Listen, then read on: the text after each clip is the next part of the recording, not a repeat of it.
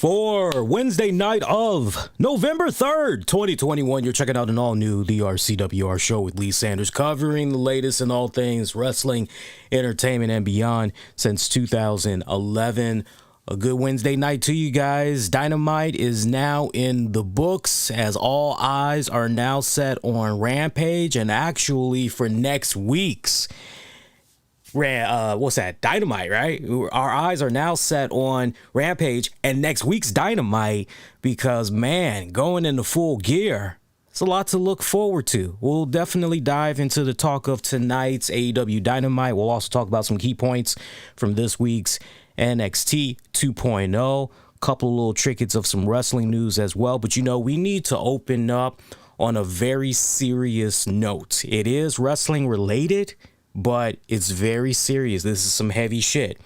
And it's kind of interesting that we're here tonight, particularly because it was less than, I would say 24 hours ago, actually, because we were doing our NWA Power post show.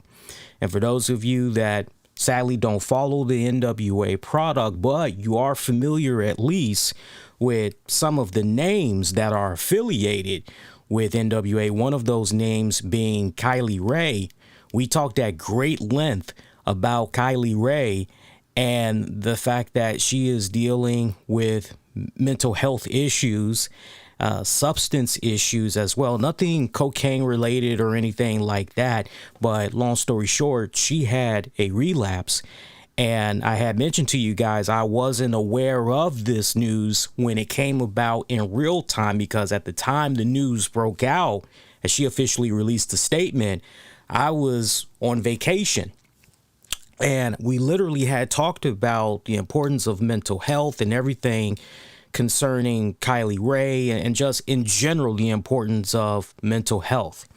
And it was quite sad from this standpoint because when we were talking about that, we had actually lost, while we were live on the air, we had actually lost a number of people that I guess they felt that was too boring. It didn't apply to them. They just wanted to hear that good old talk of wrestling.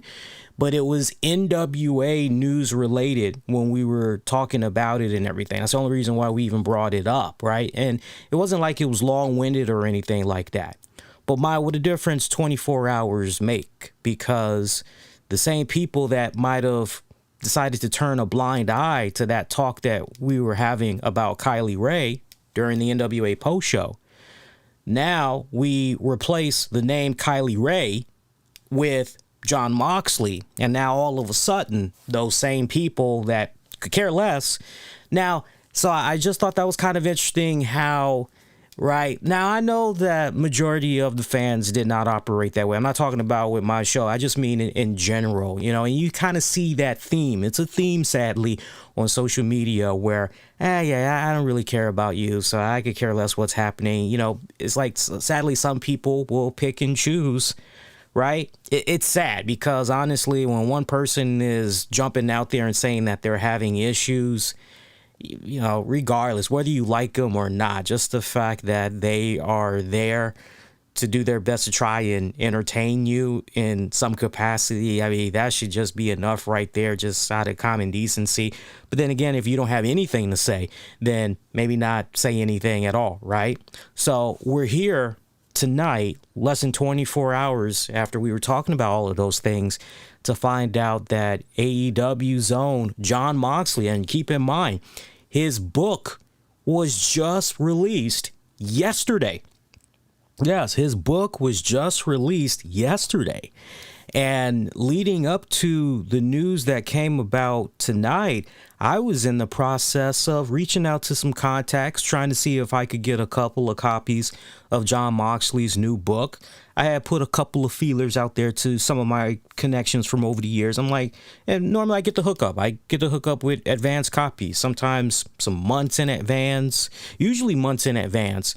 But, you know, usually also, you know, a couple of weeks in advance, right? So it's like 50-50. I either get it weeks before the street release date or I get it a couple of months before the street release date. And I was putting some feelers out asking folks, that I'm connected to, hey, what's going on with this Moxley book? Is it really, really worth the grab? And some of my contacts were like, yeah, it's actually pretty damn good.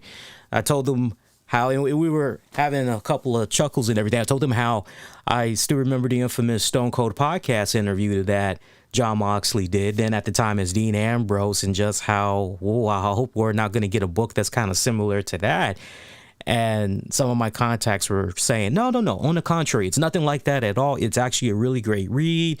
One person I talked to told me how they were able to finish the book like in no time because they had it for a good minute. And they're like, no, you'll enjoy it. When you get ready to do the contest, yeah, your people are definitely going to enjoy it. So I am sitting on a couple of Jon Moxley books. But going into it and everything, because I was prepared to actually do the contest and all that for Moxley. I was prepared to go there tonight. But then we find out that Jon Moxley has entered a rehabilitation program for alcoholism. And the way that this news had broke out, it was actually through AEW President's own Tony Khan. Now, Tony Khan, in some circles, has been catching some heat for releasing this statement, believe it or not. We will tackle that in a hot second. But let's focus right now on Jon Moxley. So Tony Khan, with the permission of Renee Young, as many of you guys know, Jon Moxley's wife, she gave the green light to Tony Khan. Yeah, go ahead. You can release the statement, letting fans know what's going on and everything. That's fine. Go ahead. You got our blessing. So this wasn't Tony Khan, first of all. Again, we're going to talk a lot more about Tony Khan and all that later on, but this wasn't Tony Khan going in business for himself. This was Tony Khan. He's aware of his social media presence. He is well connected to the social media, wrestling websites, the vlogs, business sites, newspapers, things of that nature. So when he puts something out there, it always picks up traction. And so a statement was released through Tony Khan's social media feeds. And in case you had missed it, here's what he had to say. And I quote, Jon Moxley has allowed me to share with you that he is entering an inpatient alcohol treatment program. Jon is a beloved member of the AEW family. We all stand with him and Renee and all of his family and friends as he shifts his focus to recovery. Tony Khan will go on to say, Jon is making a very brave choice to get help, and we're embracing his choice and supporting him however we can. I'm proud to call Jon a friend, and like many of you, I'm also a fan of Mox and look forward to a time in the future when he is eventually ready to return to the ring. Until then, thank you for supporting Jon and respecting his privacy at this time. And he would close out by saying, if you or a loved one need help, please reach out to SAMHSA's National Helpline, 1-800-662-HELP. That's 1-800-662-4357.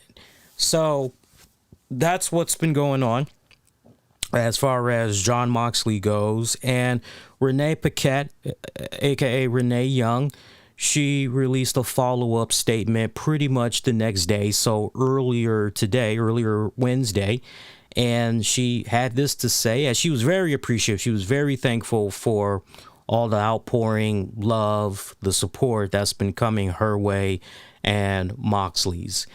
What she said, and I quote, thanks for this outpouring of support. Jon is every bit of the badass we all know him to be. I couldn't be more proud of him for getting the proper help he needs. I had to clean that up for her a little bit. It happens to the best of us. We think what we're getting ready to tweet out there is one thing, and the next thing you know, oh, frick. And that's the thing. Here we are in 2021 going into 2022, and we still do not have the Twitter edit option. I just think that's crazy. We can edit on Instagram, we can edit on YouTube, we can edit on Facebook. I don't know about TikTok because I don't do TikTok, but that's just crazy that in 2021 and beyond, we still cannot have an edit function of our tweets on Twitter. But anyway, I digress. She goes on to say he needs and being given the space to put his health first. Couldn't possibly love this man more. So, she kept it pretty much short and sweet. So, first off, and I'm going to echo these sentiments again later on in the show here. But first off, thoughts, just prayers of strength, right? Because they really, really need the strength right now. I'm wishing nothing but the very best to Moxley and to Renee during this difficult period. And I'm pulling. Seriously, I am pulling for Jon Moxley. Moxley, please, go out there and stay the course. Kick that freaking demon's ass.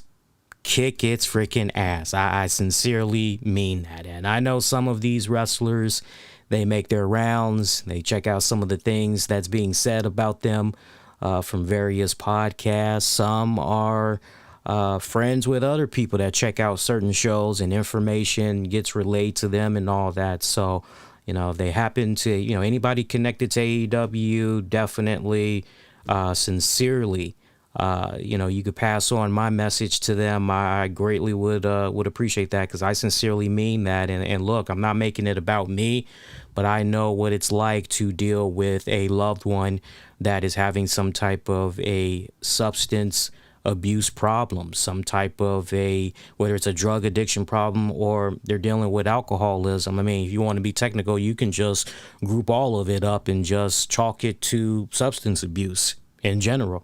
I know what it's like, and it is a very, very difficult journey. It really, really is. I'll explain a little bit more on that later, but for Moxley to do this, first of all, and I sincerely mean this, it takes a lot of courage. It takes a lot of courage to admit, you know what, I've got a significant problem. And that's the first step. Remember, we talked about this less than 24 hours ago. The first step to sobriety, the first step to shaking off these demons that you're dealing with is admitting that you have some type of a problem. Once you've admitted yourself that you have the problem, then comes the healing process as far as getting the help that you need, and when I tell you guys something from my personal life, if you haven't understood the connection by now, when I'm pulling up something from my personal life, it's not to make me have the same value as your favorite wrestlers, musicians, athletes, celebrities and all. No, I am pulling from personal experience to help you guys better connect with the main subject that is at hand.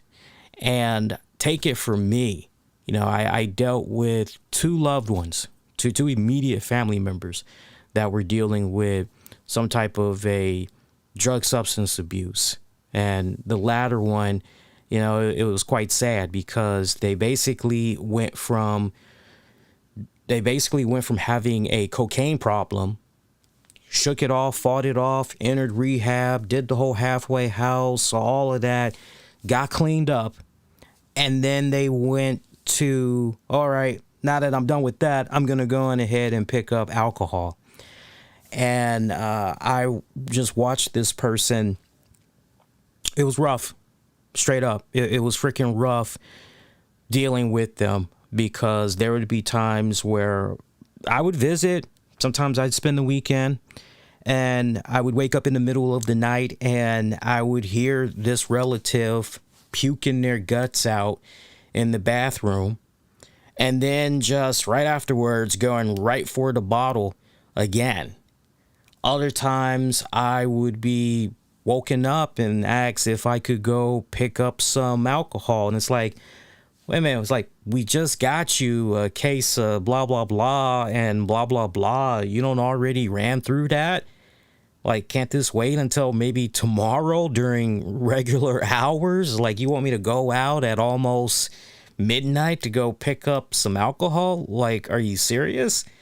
And that's the addiction. That's the whole point I'm bringing up to you. That's the addiction for some. It's all they can think about. Like, the whole rationale, like, all of that is just out the window. And, you know, it got to a point where this loved one was actually abusive to me while battling alcoholism. The stories I could tell you, I'll say this many times when I would wake up the next day and I was ready to, you know, use the bathroom, you know, maybe head out the door or check in on them, see if maybe they were interested in grabbing a bite to eat or something like that. Many times I would find defecation all on the floor, all on the toilet seat. I mean, they did not make it to the bathroom half the damn time. Okay. And to save them the embarrassment, you know, there were many times it was, I'm just going to leave that right there. Let them see. I knew how prideful they were. And I just felt, let me go ahead and clean this up for them. And so, you know, but for me, I remember, you know, I can remember only once kind of bringing up, hey, you think maybe you need to slow down on that? You think maybe you should kind of pump the brakes on that without blatantly saying, yo, you got a problem. You got to fucking stop this shit. Their whole thing was, don't know what you're talking about, yada, yada, yada, you know. And so I had a decision to make. I'm sure at some point, you know, many of you or those of you that's going to be checking this out for on demand and on the downloads, I'm sure many of you have been in that position where you're going, man, you know, how much do I really love and care about this person? Is it enough where I'm willing to risk my safety and well-being to really help bring to light the problem that they're having here and really try to encourage them to get some type of help? Or is this going to kind of backfire and I'm pretty much going to be hitting nothing but a brick wall with them? And then what? Do I just, you know, sadly, at some point, we've all been in that position where we've pretty much said to ourselves, look, I've got my own respected life that I need to live. I've got to take care of myself. I got to take care of my respective family. And if this person's going to continue to operate this way, well, you know, it pains me, but I really can't have anything to do with them. And that's ultimately the position I found myself to be in, right? This isn't just, you know, me. Again, I'm pulling from the experience to help you guys connect better to this problem that's going on right now with Moxley and everything. As far as the alcoholism, there are different beasts when it comes to this alcoholism, different beasts. And sadly, you know, in my experience with the relative that I was dealing with, you know, the alcoholism with them, it was on a completely different level, to the point that there was no rationalizing. There was no, you know, let's sit down and talk about this. This was just pretty much, okay, I gotta do my thing. And I tell you what, I haven't talked to them since as a result of that. Over the years, I did try to keep little tabs, over the years, I did try to keep tabs on them, find out, you know, what was going on and everything. And it kind of seems as though they've got their life in check.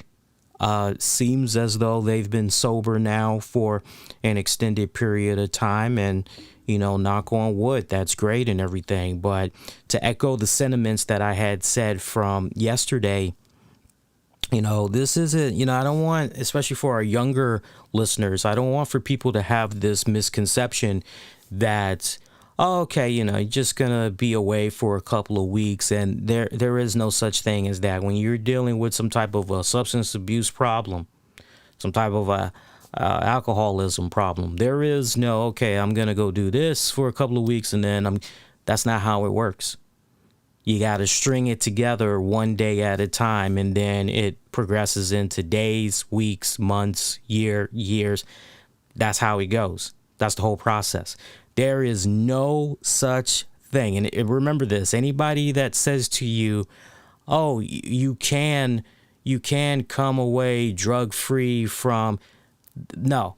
Once you've had some type of a alcohol, some type of a substance abuse problem, you will always be a recovering addict. Why do you think so many times some of your beloved celebrities continue to be in and out of rehab, for example?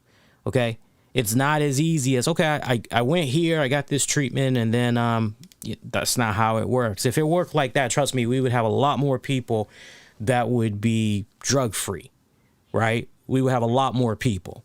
But I tell you what, it seems that 2 cents from a distance that there is a really good, positive circle that are around Jon Moxley, including his beautiful wife. And I tell you what, when you have a child that's in the picture, I have heard this repeatedly, even from my own close friends. I've heard this repeatedly.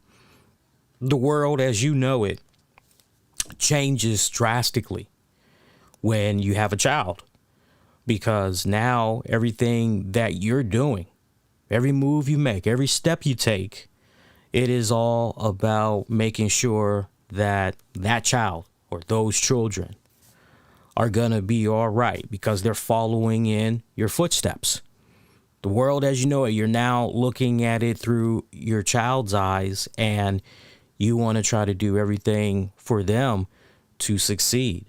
And so for Moxley to be in this position where he's got a beautiful wife and he's got a beautiful child, and, you know, the great intimate circle of positivity that he's got from friends and colleagues that are rooting him on and wanting him to get this help that he desperately needs before it's too late, before it does irreversible damage.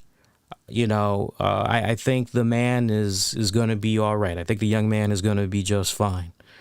And definitely Godspeed to Jon Moxley, without a shadow of doubt. And, you know, I know sometimes, you know, we get some people, you know, oh, we just want to hear the talk of wrestling. But, you know, when you got real life shit like this that goes down, you know, sometimes all the fun and games, it's got to have a back seat. It's got to have a back seat. You know, another thing that you learn from this is just when you think that, oh, you know, look at this person, they got money, that it just goes to show, for God's sake, we just watched not long ago, Anthony Bourdain. Here's a guy that ate lunch with President Obama. Here's a guy that had an opportunity to meet one of my all-time favorite actors, who is very hard to get in contact with, for one, and who rarely grants interviews, for two, and Bill Murray. Right? You just look at the who's who list of people that Anthony Bourdain has been able to have a bite with on his show. All the great success in the world. This man's going all around the world. He's eating the most coolest exotic foods that's out there. And the next thing you know, you hear this dude committed suicide. It just goes to show you, folks, you can have all the money in the world. You can always be popping up smiling and signing autographs and making people laugh and all of that good stuff. All of that good stuff. But when you get right down to the heart of the matter, at the end of the day, you just don't know. You just don't know what is going on with that person behind closed doors. That's why I always live by the philosophy of treat people the way you want to be treated, I would think, with respect. You know, sometimes just letting that person know how much you appreciate them, you know, trying to make them feel good for that moment that you're within their presence. It means nothing but the world. I mean, you just don't know. You just don't know what type of day that they might be having, you know? It's interesting when you stop and think about it. Seriously, it's interesting when you stop and think about it. Now, let's talk about this whole Tony Khan thing. Tony Khan has caught heat, and for the love of God, I've been trying to understand why this man has been getting heat, but this man actually got heat for putting these statements out there. Again, he was speaking on behalf of the Moxley family. Moxley gave him permission. So if Moxley ever said, yo, man, I don't want you putting that out there, let me just quietly go do my thing, and yeah, okay, then Tony Khan, 9 times out of 10, would not have put out any type of a statement whatsoever. Some fans are a little bit conflicted by this, because on the one hand, it's, well, wait a minute. Tony Khan was very secretive about what was going on with Brody Lee. He never, ever revealed, leading up to Brody Lee's passing, he never did reveal openly on social media what was going on with him. So why did Tony Khan feel the need to put this out there on Jon Moxley? This makes no sense whatsoever. How do you explain this? Some people, now you know what?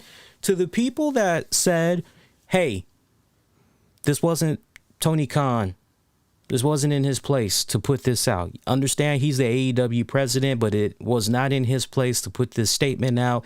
This actually should have came from directly the Moxley camp, whether that be Renee or some type of a generalized statement, maybe something released by Moxley's publicist or whatever.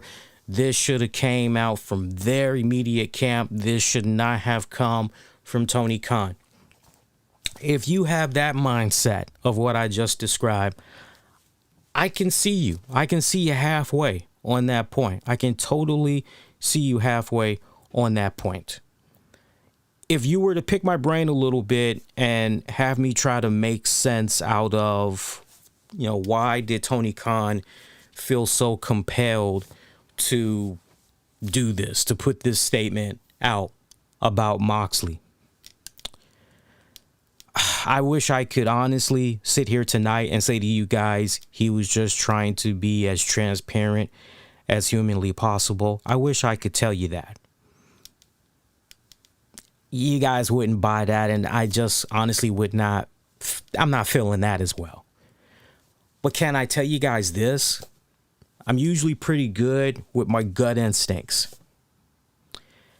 And I'm a very good judge of character. My gut instinct is telling me that Tony Khan, let's not forget, a lot of people are very quick to throw Tony Khan under the bus every single time they feel this guy is doing something wrong. Let's remember one thing, and one thing going forward when it comes to Tony Khan. Tony Khan, first and foremost, is just like all of us at the end of the day. He is a pro wrestling fan. He has his favorites that he grew up with. And to be in a position where he now has this opportunity to work with some people and other people that maybe he's been checking out over the years, picking the brains of some of these wrestlers that are around him. And yeah, so, what's got people talking right now, and he's able to constantly stay on top of what's current, what's trendy in the wrestling industry. Tony Khan, first and foremost, is a pro wrestling fan. Make no mistake about that. Now, why am I bringing that point up? Because I bet you, very rare I bet money, but I bet you Tony Khan has seen all of this shit that's been going on with wrestlers over these past several years that has done some what the fuck shit to themselves. And the end result has been them taking their own lives. Look at all the people that we've lost recently. Because when you got right down to it, it was all about mental health. the biggest blow of them all that really shook us at our core was the passing of Daphne. And as I always say on this show from time to time, it's sad because, we got all these fans, not you guys. I know a lot of you guys that's checking this out. You guys definitely mean well. I know you guys are on that fine, correct line, right? But you got some fans, oh, that's so sad that Daphne had took her life. Oh, that's unfortunate. Oh, man, we really got to be better. We really got to reach out to one another and tell each other how much we love and respect each other. And, yeah, we got to make sure that as far as the hazing, the bullying online, we got to make sure we put a curb stop on that. Yeah. What a very teachable moment right here.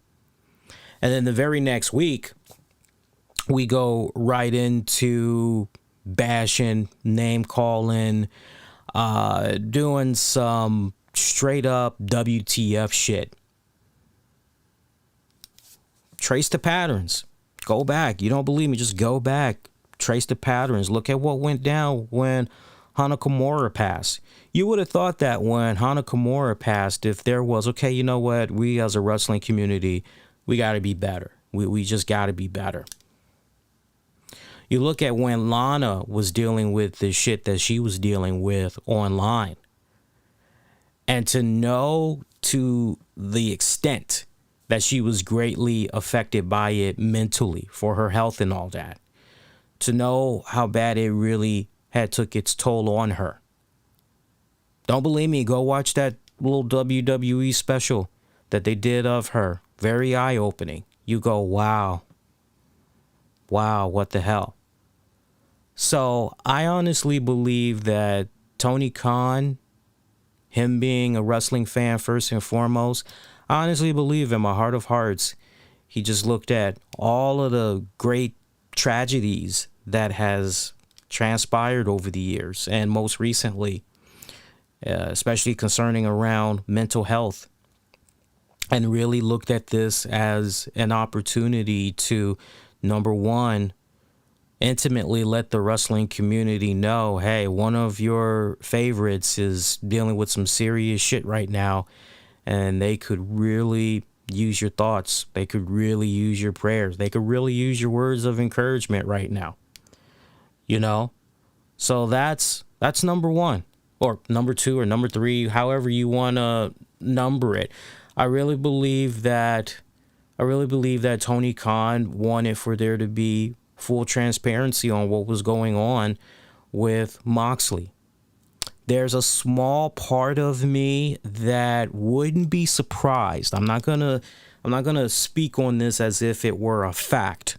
I'm just gonna speak on it from the standpoint of a business decision standpoint. Stay with me here. Don't be all, Lee, that's pretty fucked up. Would you just stay with me for a hot second? We got these AEW shows that are coming up. Tickets are on sale here. Tickets are on sale there. We got the Full Gear event that's coming up. We got all this stuff that's coming up. Now, look, I've not gone to an AEW event yet. So I would imagine, though, card is subject to change, right? I would imagine they've got something like that that's most likely going on when you purchase their tickets online, whatever, okay? Anybody that has recently purchased an AEW ticket to whatever event, oh man, I'm so excited because I'm going to be seeing this person in action. I'm going to be seeing this person. I'm going to be seeing that person. Well, look, you got to think about it too. Not at the end of the day, but you also got to factor in too, you know what, for those that bought these tickets and they were expecting to see so-and-so and so, okay, this person is no longer on the card. They're no longer going to be advertised for this, and this. Jesus Christ, what the fuck is going on? Why are they not, what the hell? Even though the company has already done their part and they've said card is subject to change, right? So they hold no responsibility. Just the act of common courtesy to let you know, look, the reason why you're not going to be seeing this person for the next foreseeable future is because this is going on. I wouldn't be surprised if that was a factor. Now, let's tackle this whole Brody Lee thing, because people are bringing up the whole Brody Lee, Moxley, hey, well, why wasn't there transparency when it came to Brody Lee? First of all, this man was knocking on death's door. Okay? Something that intimate. And then let's not forget, if I remember correctly, this wasn't a case where Tony Khan was like, okay, I'm just going to go ahead and I'm going to put this information out. No. Brody Lee and family pretty much, look, we want to keep this under the wraps. Let us, quietly take care of this. Let us do what we got to do. And, it's probably nothing, but, let's quietly knock this out. Everything's going to be all right. And then sadly, when things took a turn for the worse and all that, we find out pretty much after the fact what all had went down. First of all, understand something as wrestling fans, and particularly for those that are in the so-called journalism business and all that happen to be covering wrestling and all. Understand something here. You're not old, neither are the fans, are old a goddamn thing. We aren't. Collectively, we aren't. We are not owed a goddamn thing. That's great. We buy the merchandise. That's great. We buy the pay-per-views. That's great. We do the meet and greets, photo ops, yakety, yakety, smackety. That's great. That doesn't entitle us to a damn thing at the end of the day. That's great that we're spending our money. We're a great consumer. I'm giving you guys straight up, in between the eyes, how it really is, okay? You don't have to like it, but it's the truth. That's great that we're doing all that. That's great we're coming out of our pockets and all that. But these companies, these wrestlers, these men and women, these performers, these athletes, they don't owe us a goddamn thing. Okay? Oh, but I've spent hundreds of dollars and you have been repaid for it 10 times full. As these men and women have gone out there, they've bust their asses and they've performed all for your entertainment. So they've done their part. We aren't, that's the thing. It's a fine line. When you live vicariously through some of these men and women that you see performing, and it gets to that point where the lines are blurring and, you can't separate yourself from what you're seeing on TV to actual reality. That's when you got to pump the brakes a little bit and say, yo. This shit's, I'm getting a little bit too invested in this. I need to take a step back here, right? But they don't owe us a damn thing. When they take it upon themselves to open up publicly and let us know some of the stuff that's going on with them, okay, you know what? That's their decision. They aren't being forced, right? They're not being blackmailed in any type of way. This is just them. And I've always been a firm believer in that. Teach its own. But for me personally, look, my mindset has always been, unless a performer wants us to know something particularly that's going on in their personal lives, hey, see you on my TV. Looking forward to seeing you face whoever. Until then, keep on rocking. That's always been my mindset. So it's very interesting. It's very interesting how you have individuals that feel as though there should be this sense of entitlement, that they should know any and all little intimate things that are going on with their favorite wrestlers' lives, when in fact it's actually none of our business. So take that how you want to take it.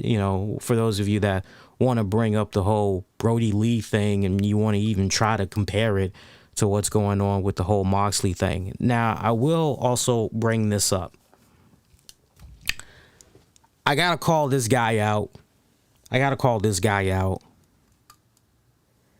I don't like calling people out. I really don't. I got a lot of respect for Vince Russo. I do. I am probably one of the few guys that will be saying to you straight up, okay, you can't blame everything on Vince Russo. Vince Russo, not everything that Vince Russo, okay, you can't keep making him the scapegoat. There's enough accountability to go all the way around. Where there's some bad decisions that Vince Russo made when he was at the helm creatively, and yes, without a doubt. But there was also some good stuff as well that he contributed, right? So I'm one of the few guys that can look at Vince Russo and not just be on that shit bandwagon parade. But I need to say this. I gotta say, I was a little bit heartbroken and a little bit disappointed that Vince Russo went on social media and said what he said about Tony Khan and pretty much how, oh, you know, this is pretty tasteless, blah, blah, blah, blah, blah, you know, putting this statement out there talking about Moxley, da, da, da, da. And in the process of all of this is putting over his podcast that is behind a paywall because he wants you to be his Patreon member. Give him money so you can hear him talk about a show that's solely dedicated to pointing out what he feels is all the wrong things that Tony Khan is doing and how he's operating with AEW. Now, I don't know about you, but if I'm going to be talking bad about somebody, if I'm going to be doing something where I'm offering constructive feedback, constructive criticism, to each his own. I don't know if I'm going to be doing that behind a paywall. Let alone I'm going to be doing it at a time when the wrestling community has, essentially come together to try to root on a particular wrestler.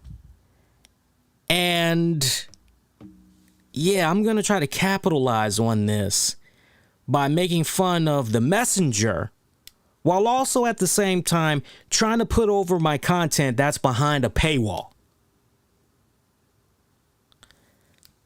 That just screams, I know Vince Russo has his diehard fans, but even the diehard fans got to be going, whoa, what the fuck? What the fuck? I respect Russo, right down to the point. He's actually one of my Twitter buddies. He's one of my Twitter buddies, but I did not like that. I did not like that whatsoever. If that's new to you, go on Vince Russo's Twitter page and just look at his timeline and you'll see exactly what I'm talking about. You'll see exactly what I'm talking about. So that's not cool. We're still going on and on and on about this subject because the past 2 weeks, really, mental health, the importance of mental health, it's greatly affected not just guys like Jon Moxley, who's dealing with his respected issues. We talked about Kylie Rae earlier. And for those of you that maybe didn't tune in to our NWA show, or hell, maybe it's new to you, period. This is your first time hearing it. Kylie Rae had put out a statement. What was it? October 23rd. She put out a statement and she was talking about how she essentially had a relapse. Here's what she had said. I got it up on the screen for you guys. For those of you that's going to be checking out the audio version of this, I've got you covered here, as always.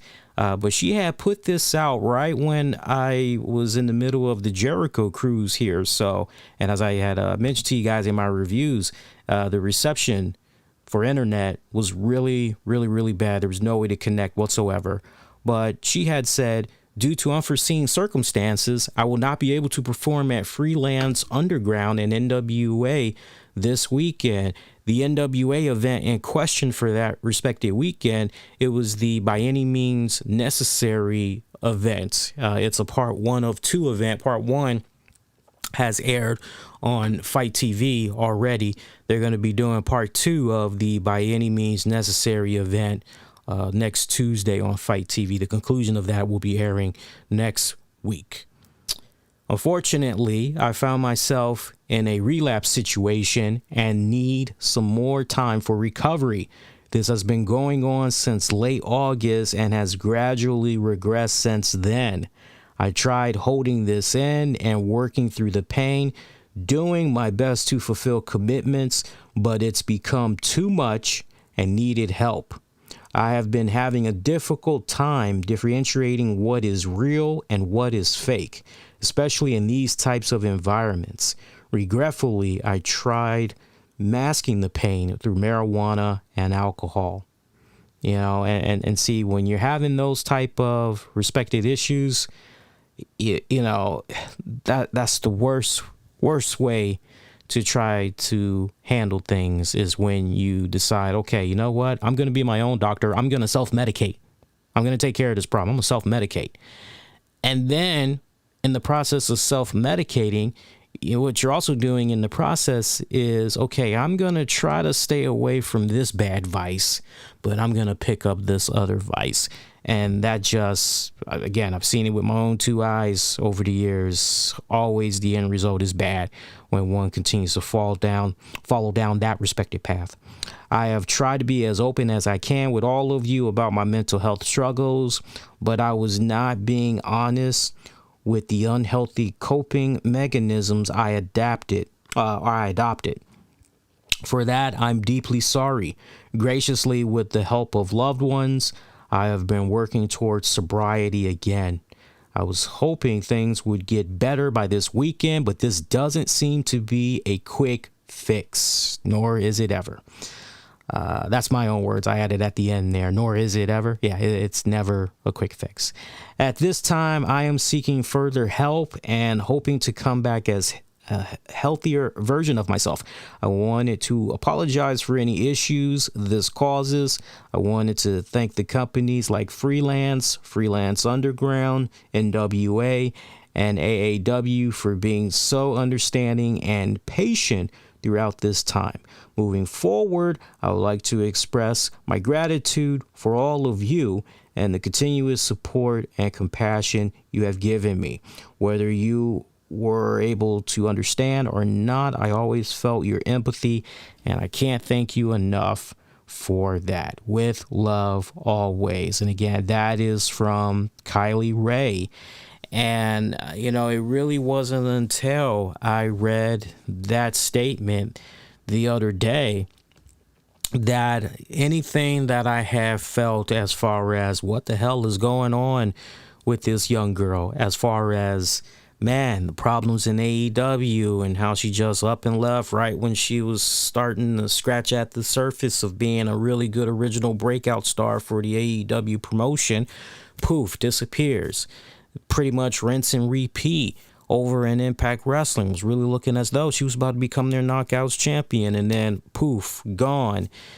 See her in NWA, and at this point, I'm just looking at her with an eyebrow raised going, I really want to like you, but man, you're kind of coming off a little bit inconsistent here when it counts the most. Okay.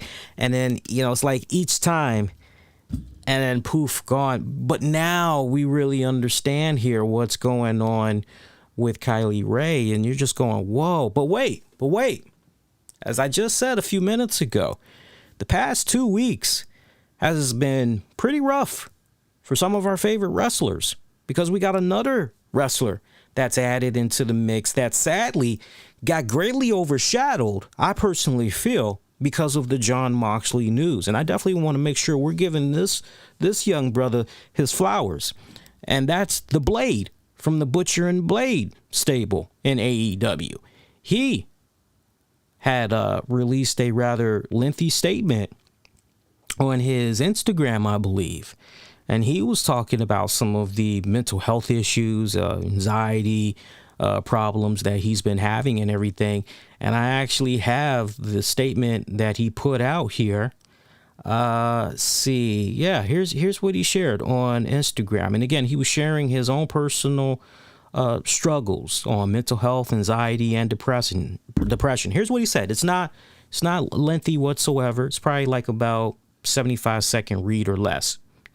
Quote unquote, "Hello, my name is Jesse Gomedi. Hopefully I'm pronouncing that last name right. And I struggle with anxiety, depression, and confidence issues. I first noticed an extreme spike in these feelings during the pandemic, which also made me realize I've suffered from these issues all my life. I just didn't recognize what they were until then.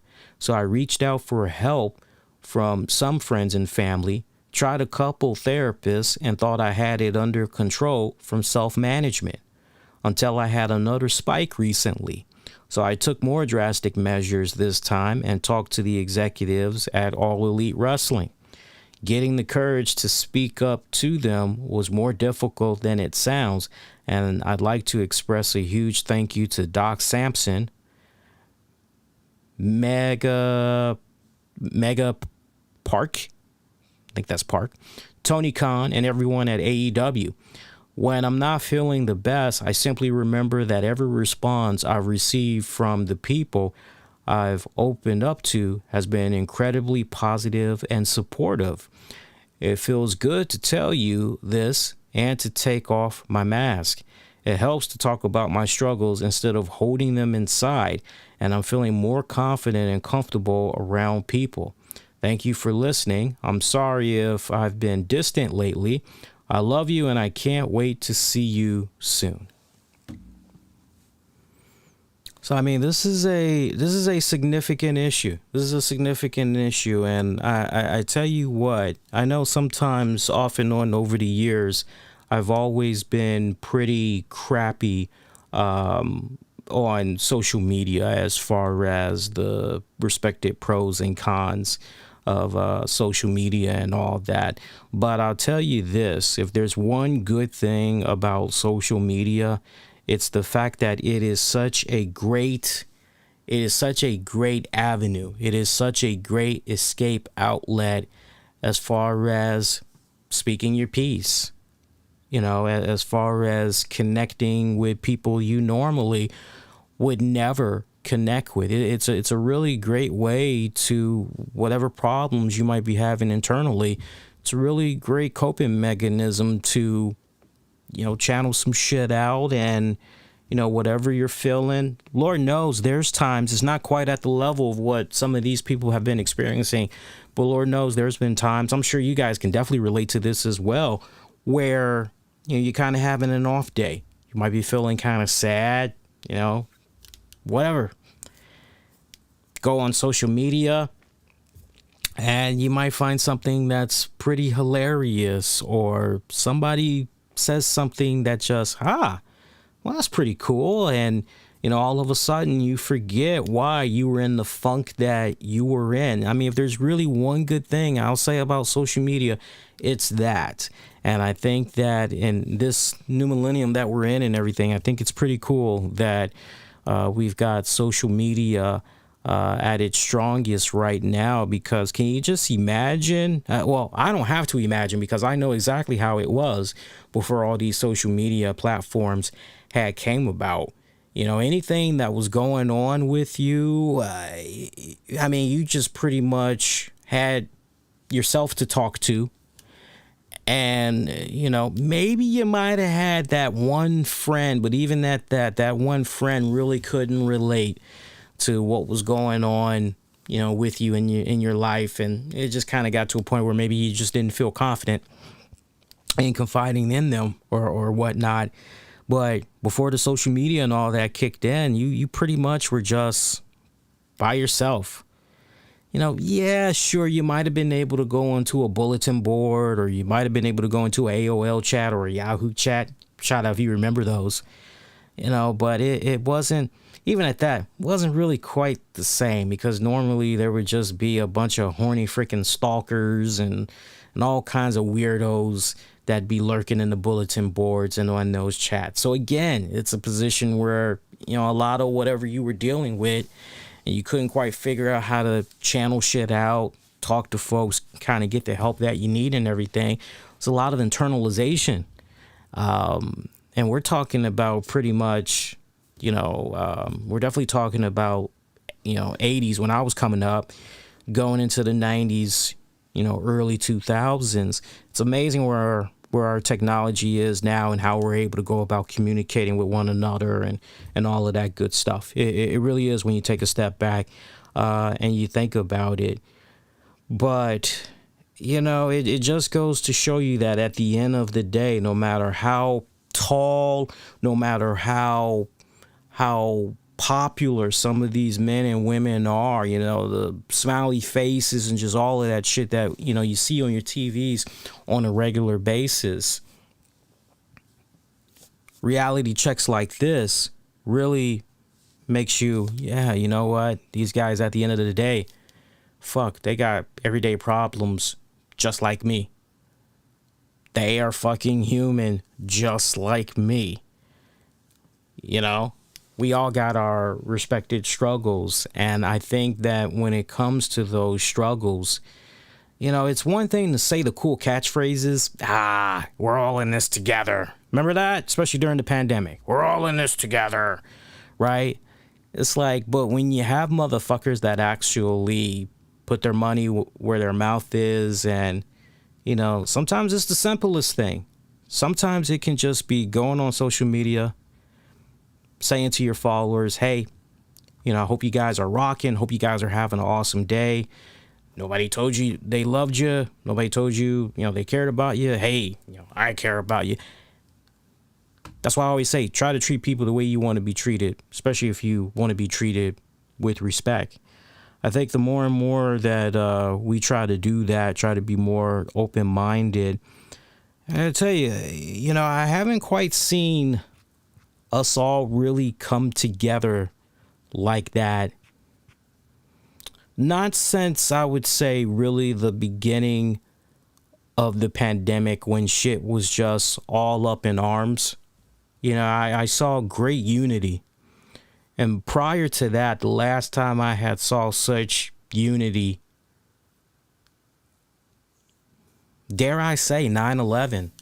Unless you guys can think of something else in between where it was just unanimous, where everybody was just really coming together, putting feelings to the side, and just, you know, everybody just collectively just, you feel where I'm coming from? So not to go off the deep end on that one, but I can't stress it enough. If you're dealing with some type of substance abuse problems, mental health issues, just know that somebody is out there to talk to you. There is, and you don't have to always internalize things. You can always talk to somebody. You don't think you can talk to your friends or family? That number that I had gave you guys earlier, make sure that you're going out of your way and you're utilizing that number, because that number definitely will get you the help that you need. And again, that's 800-662-HELP. 1-800-662-4357. That's the SAMHSA's national hotline. And I'm pretty sure that that's not necessarily a suicide hotline per se, for those of you that are kind of curious there. It's basically the Substance Abuse and Mental Health Services Administration hotline. That's why I abbreviated it the way that I abbreviated it, but that's what it stands for. You know, you reach out, you know, get the ball rolling, make sure you're staying in contact with your followers. Sometimes your followers can give you light. They can give you strength when you need it the most. But the experts there at that toll-free number, day or night, they're 24/7. Doesn't matter if it's a freaking holiday. They can freaking help you out, you know. The first step is to admit that you have some type of a substance abuse and or a mental health problem. And then from there, once you've admitted, hey, I've got a problem, all right, you need help. Once you admit you do need help, everything else just boom, boom, boom, boom, boom after that. So, and you know, look, push come to shove. I know I've said this off and on over the years, and I'll continue to say it. Anybody that wants to, you know, maybe pick my brain privately, I'm always receptive. I mean, you guys, I shouldn't have to say that, but you guys should pretty much know that by now. You know, if you can't really pick up the vibe that I'm actually a really cool dude by now, I don't know what will. Like, why are you even still tuning in? But, you know, push come to shove, you can always reach out to me, whether it's to pick my brain on something that is personally going on in your life, you need advice or whatever, you want to be pointed in the right direction. Look, I'm no Dr. Phil, I'm no fucking expert, but I've lived on this God's green earth and seen enough and 2 lifetimes, honestly, that I can definitely, without any biased nature, without a biased mindset, I can definitely come at you as totally neutral and suggest what you probably should try to do with yourself or for that loved one if you want to pick my brain. But definitely utilize all of those respected outlets. Yeah? All right, that's real talk. Appreciate you guys that told you guys not everything can be about straight up the wrestling, man. Sometimes we got to do little pivots like this, and yeah. NL brought up a comment in the chat here. I'm glad Jon Moxley is getting the help he needs with alcohol. And to those saying, oh, Jon Moxley lying, people use your brains for a second. Do you think Tony would have posted that if it was a storyline? I can't believe that people are actually saying that. That's the first time that I've ever heard of that it's a storyline. That's the first time that I've ever heard of that. And I'm not saying you're lying, NL, but that's the first time I'm hearing that. And for people that are actually going in that direction and saying that it's a storyline, you know how stupid that sounds? Now, I'm not calling the people that are saying that stupid. I'm saying the idea of that. You know how stupid that sounds. So let me see if I got this straight. I've got this book that I've been working on for the past several months through the encouragement of close friends, my wife, my family. I've been working on this book. I got a couple of appearances lined up for this book, probably some book signings. I've got some interviews that's lined up in regards to this book signing and everything. I've got these pay-per-view appearances that's going to be coming up. I've got these house shows I'm going to be working. I'm going to be on live TV at a couple of these shows. I got all of these good things that's going on. And at the end of the day, right, I'm just, hey, you know what? I don't feel like really doing any of these things. Yeah, I know. But I just want to, I want to like maybe go on a little vacation real quick and go. So we're going to go on ahead and we're just going to make up some bullshit lie that I got substance abuse problems. I got to be off TV for a little bit. And no, we're going to say that's a storyline.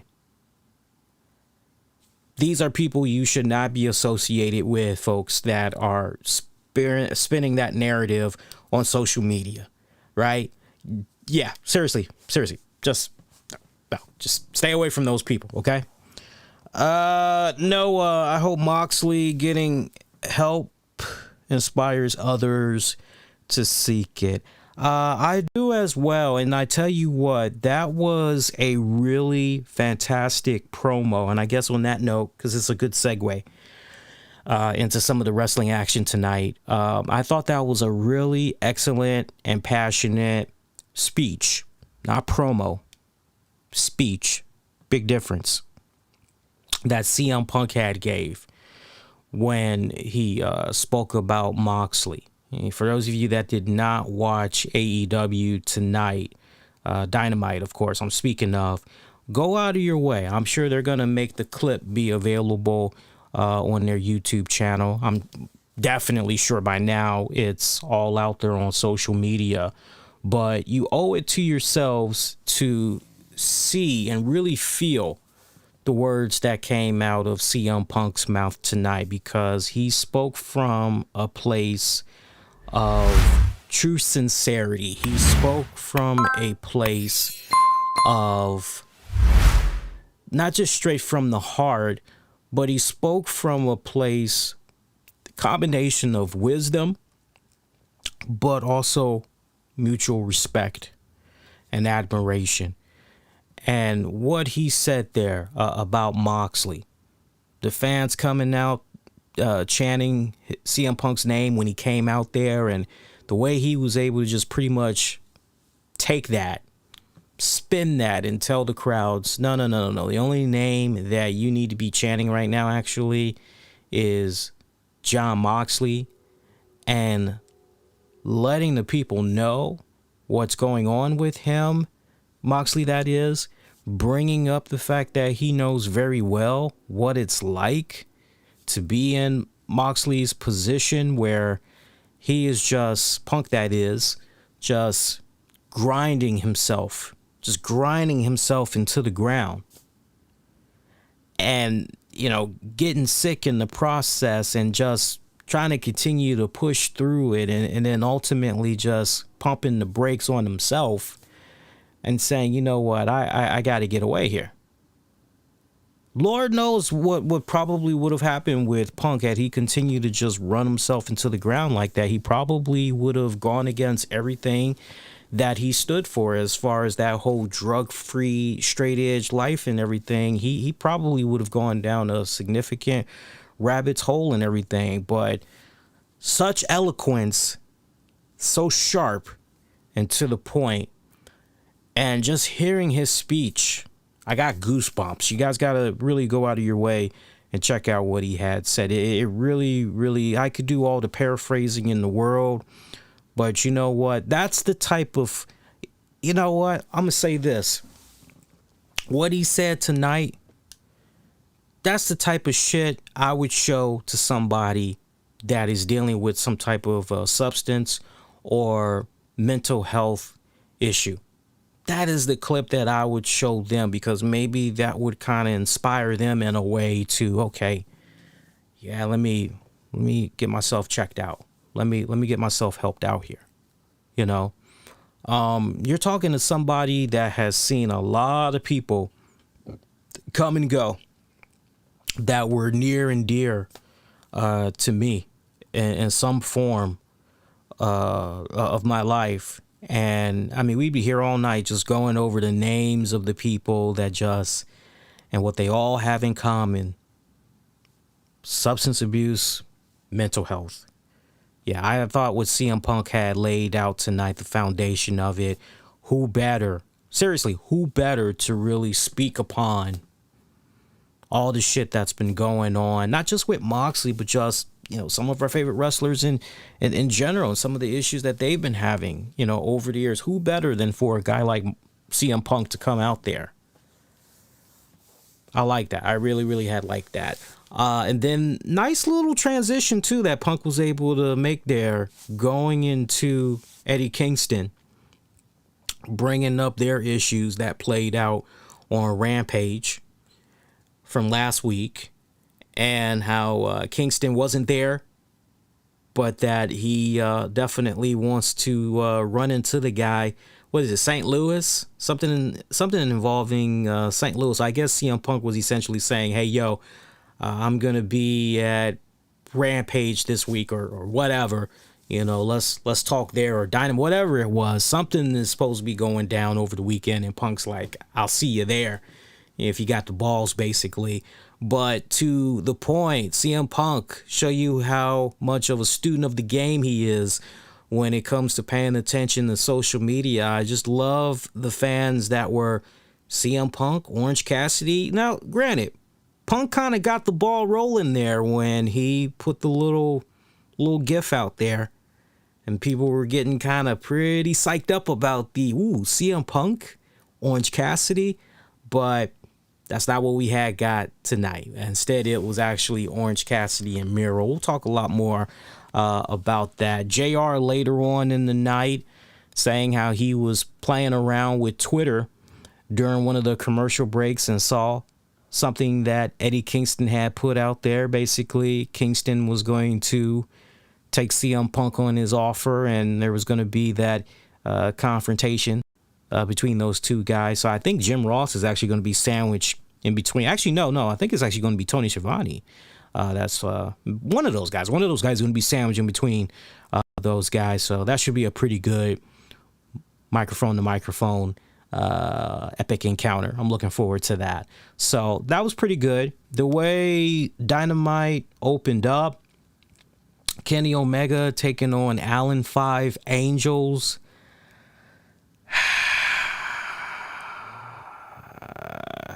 Here's the thing. Decent little match for an opener, right? I got no problem, okay?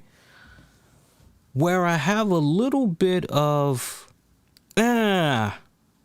is with the fact that did we really need to have Allen 5 Angels go into this match looking so extremely competitive? I legit am asking that question because I just looked at this and I felt, you know what? What is the whole point here and going as long as we're going here with Allen 5 Angels? You know what? If it was 10 of the Dark Order, okay, that's one thing. If it's 10 taking on Kenny Omega, all right, I could totally understand that. But for me, I just felt it felt like it definitely should not have been a squash match, me personally. But at the same time, it felt as though the match was going on just a little bit too long. And, you know, if anything, the way this match should have probably been laid out, maybe there should have been a little bit of interference that was going on. You know, to each its own. But yeah, this one just kind of rubbed me the wrong way, personally. Post-match, Kenny Omega threatening Allen 5 Angels with a chair, only for Hangman Page to come out for the save. I didn't have a problem with all of that stuff that had went down post-match. Omega getting in there, looks like he was getting ready to load up the buckshot lariat, but Kenny Omega was able to escape just in time. He left his AEW World Championship, though. Page grabbing that, reluctantly giving it back to him, telling him to hold on to that and that he'll actually take it away from him properly at Full Gear. So that was a nice little setup and everything that they did. But I don't think I would have made this match look as competitive as it did tonight. I definitely would have put some interference in there. Just have Kenny Omega say, you know what, fuck this. You know, I ain't got time for this. And everything post-match, you definitely all of that pretty solid on point. CM Punk, we already talked about that because that was immediately what went down next afterwards. Meanwhile, Super Click, they were interviewed insisting that last week was a fluke and that something like what happened last week is never going to happen again. Christian Cage pops up, kind of teasing a fight. Super Click, as far as they're concerned, they got the numbers, but then who pops up? Luchasaurus and Jungle Boy. At this point, we see the Super Click back off, but then they come right back, bringing the fight to them. Chaos just breaking all out. Fight leads to the stage ramp area where Christian manages to get in a nice little spear on Adam Cole. Bucks ended up taking Christian Cage down. Luchasaurus comes in, makes a save. Jungle Boy gets in there as well, manages to apply his trademark snare trap on Adam Cole, make him pass out. Christian Cage pops up afterwards, bringing in some steel chairs, and they crush the hell out of Adam Cole's head with a concerto. And nice little brawl.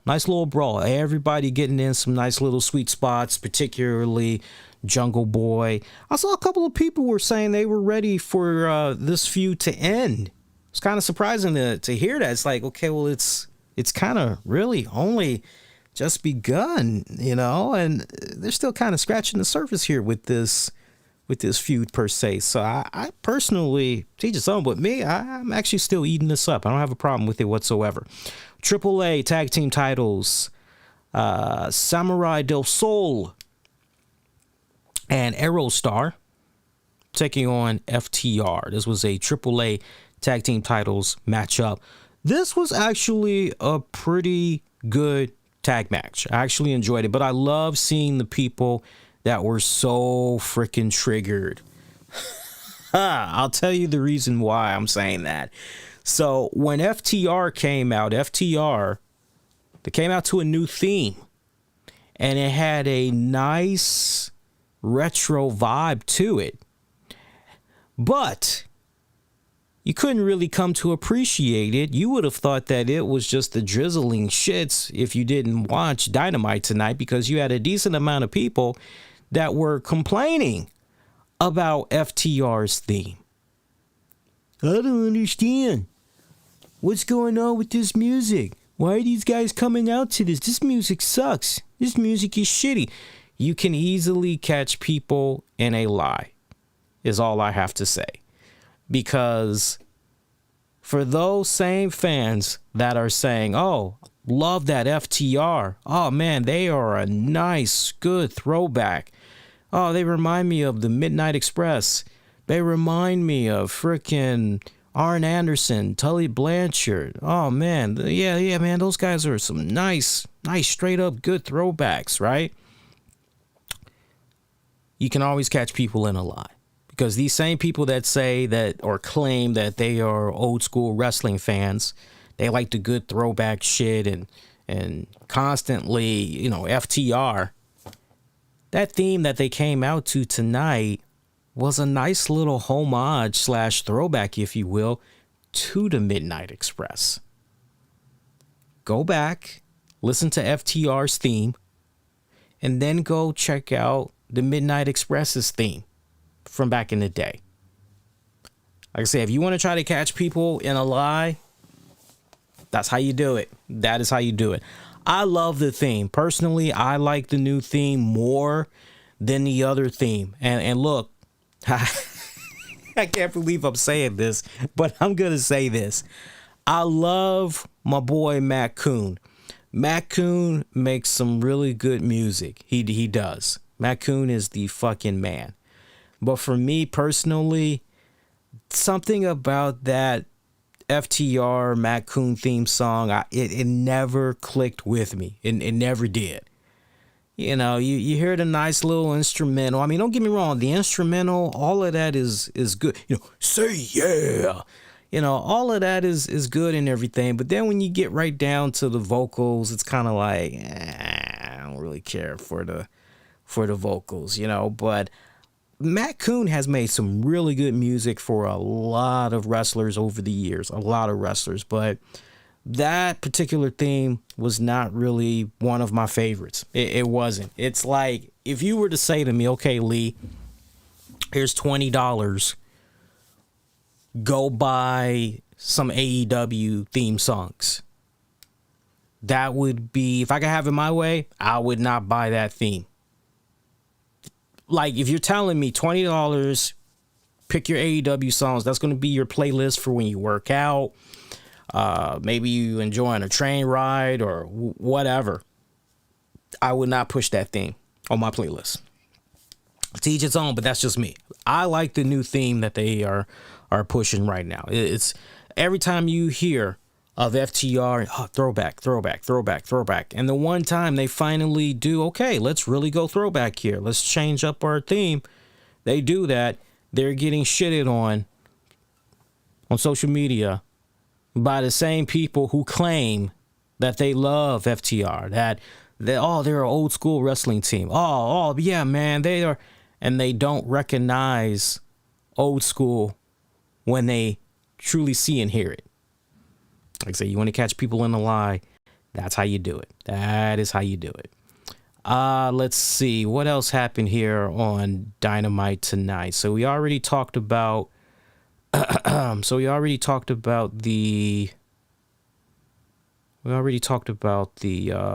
there that went down earlier between Super Click, Jurassic Express, Christian Cage. The Triple A tag team match. FTR retaining their fun matchup. Luchadors doing their thing in there too. Pretty fast pace. I love the fact that FTR, the way they were booked in this, it was looking as though they could have lost the AAA tag titles. So the fact that they had to cheat to retain them, that made all the sense in the world. I love the way that was actually booked, especially in terms of setting up Full Gear, as it's going to be FTR taking on, FTR taking on the Lucha Brothers. Yeah. That fucking Full Gear card is just getting better and better by the minute. Meanwhile, from there, we go to a backstage segment, something that was shown pretty much from, I guess, last week, if you will. Shida getting her trophy for 50 wins. Nyla Rose, Vicky Guerrero interrupting. Nyla Rose was talking about how, she's come face to face with Shida before, and as far as this TBS title tournament matchup, it's gonna be a piece of cake as far as Nyla Rose is concerned.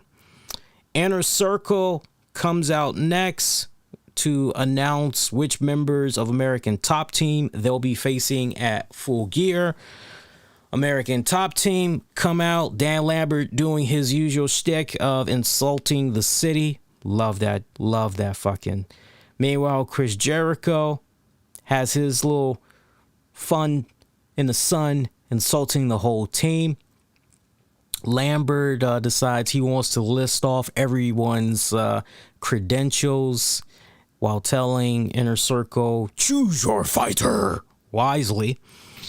Hager picks Junior Dos Santos, promising to drop Dos Santos faster than Dos Santos' last fight, which only lasted 71 seconds, of which he lost. Santana, meanwhile, picks Andre Arlovsky, who, as many of you guys know, is a former UFC heavyweight champion, and tells him what he can bite, pretty much his dick. And before we go to the final pick, here's where things had really got hilarious here. Paige Van Zant. Paige Van Zant talked about how she would love to get the final spot and everything. And talks about how, wow, looking at you guys' pantses and how tight they are, I can tell none of you guys have balls, but if I were to be put in there, I could take all 5 of you on by myself. And you just knew after you heard that line, Jericho's going to go in on that ass, because him and her, they got a little something special kind of going on there. But let's be honest, Jericho has owned Paige Van Zant's ass each time, and he owned her ass again. And he said to her, oh, so you think that you could take all 5 of us, huh? You want to take on all 5 of us by yourself?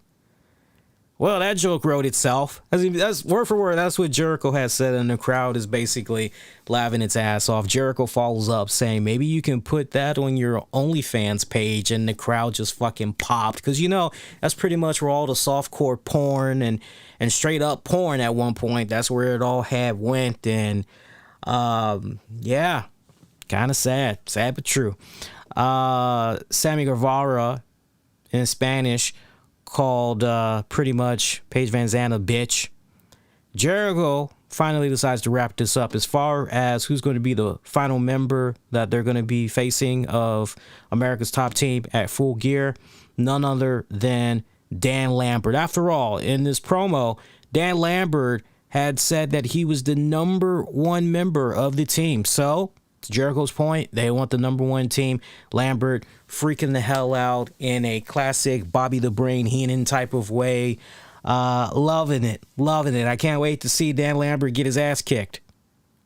Seriously, I'm looking forward to seeing. I'm excited. I'm legit excited. Dan Lambert has done a fantastic job. I hope people are really now able to kick back and really appreciate the work that they've been seeing of Dan Lambert these past several weeks in AEW. To the point that I made a few weeks ago, because you just imagine if Dan Lambert would have gotten involved in wrestling like 10, 15, 20 years prior, like the dude would have probably literally picked off from Bobby the Brain Heenan and or Paul Heyman. I mean, just what he's been doing so far, he's good. And not for nothing, he did a little something in Impact. But for whatever respected reason, that run just, I mean, it was a quick cup of coffee. But I was liking what I was seeing of him in Impact. But yeah, Dan Lambert, man, he is one of my absolute freaking, for a non-wrestler, he is truly one of my freaking favorites. Matt Sydal, backstage segment with Dante Martin, saying to him, hey, great match. Even though you lost, you really showed to me that, you're coming along with your training. It just sucks that I'm not able to be the one to train you, as you want to continue to be with Lio Rush. It is what it is. But look, not for nothing, I'm training my man here in Lee Moriarty. And tag team challenge is basically issued to Lio Rush and Dante Martin. Lio quickly accepts the challenge. TBS title tournament, first round, Jamie Hayter taking on Anna Jay. Jamie Hayter picking up the victory. Match was about 4 minutes plus.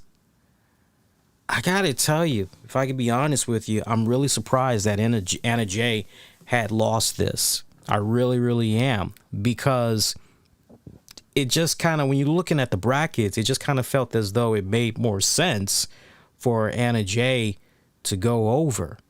Look, a lot of interference was definitely involved in this one. Rebel getting herself involved, even Britt Baker getting herself involved in this as well. But I guess in retrospect, Hayter needed the win more because, Hayter did recently come back from injury. And, this is all about really establishing her and everything. But I just can't help but kind of say to myself, wait a minute here. So Britt Baker is essentially okay with helping Jamie Hayter, a person that could ultimately, somewhere down the pipeline, even though this is for the TBS championship still, right? I mean, with that championship could also come an opportunity where, hey, the champ can do pretty much whatever they want. And what if that champion, that TBS champion, decides they want to get froggy and get in the face of the AEW Women's Champion and have a champion versus champion match, right? So I just thought that was kind of interesting how this all had laid out, honestly. But Jamie Hayter going over, actually, I'm all right with that. I was actually all right with that.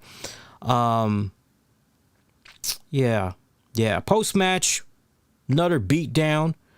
But cue up Tay Conti as she comes in there for the save. Numbers game, way too much for Tay Conti. But soon coming in for the rescue, Thunder Rosa, which is pretty much going to be Hayter's next opponent, runs in for the save. We get post-match comments from Jade Cargill, because remember, she was able to skip around. She pretty much said in a nutshell, she doesn't care about who she's going to be facing in the tournament. Everybody's pretty much going to get got when it's all said and done. So, a update now on the brackets here. Let me actually pull this up for you guys. Boom. There you go. All right, and I'm actually going to blow this up a little bit more here. All right, so here is how things are looking here for your brackets. So as you can see now, we've got Thunder Rosa that's going to be taking on Jamie Hayter in pretty much what's going to be a semifinal matchup, if you will. And then meanwhile, Jade Cargill, hang on here. Remember, Jade Cargill, she is waiting for the winner of Bunny and Red Velvet. And if I'm not mistaken, I think that match is actually going to play out on Rampage. If you guys can give me a second here, let me look at the card here. Yeah, I'm not showing that match. Yeah, that match is going to be on Rampage according to my show notes. That match is going to play out on this Friday's Rampage, the Bunny and Red Velvets. Whoever wins that is going to be taking on Jade Cargill. Meanwhile, as we talked about earlier, we've got Nyla Rose that's going to be taking on Sheeta. And then look at this other one that's going to be coming up. We got Chris Statlander taking on Ruby Soho. Now, I'm trying to think. I don't even think we saw... Yeah, that match. Yeah, we didn't even get that match tonight. I would have been excited to see that match as well, but we didn't get that one as well. So I would imagine we'll get Ruby Soho, Chris Statlander, and then what's that? Nyla Rose. No, hang on.